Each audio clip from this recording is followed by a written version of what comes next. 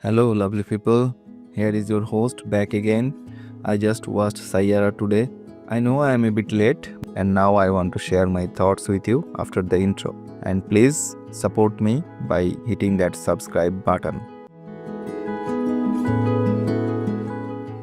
So let's start with a quick synopsis. And there could be spoiler, as I am hoping the film was super hyped, so everyone saw it.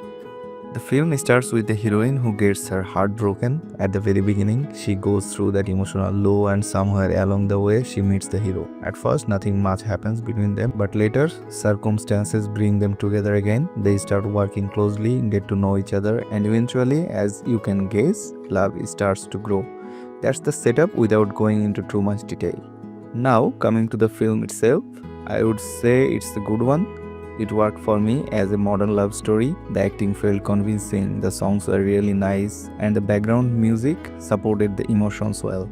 The screenplay kept things flowing without dragging too much, and direction wise, I think Mohit Suri handled it well. And if we see his previous films, then in the love story section, he does good.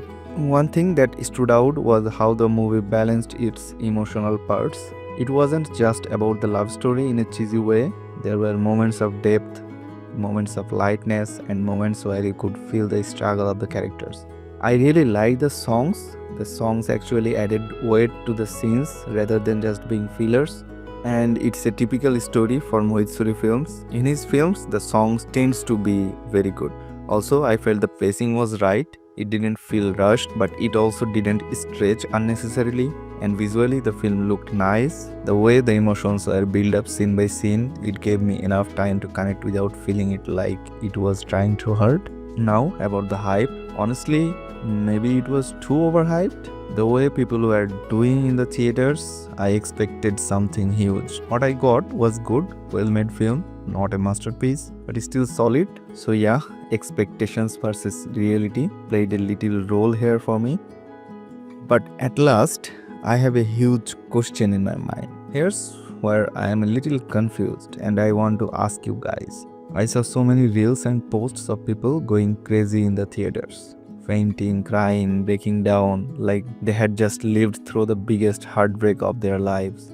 I thought the ending must be something super tragic. Maybe the heroine dies or something really shocking happens. But no, in the end, the hero and heroine actually marry.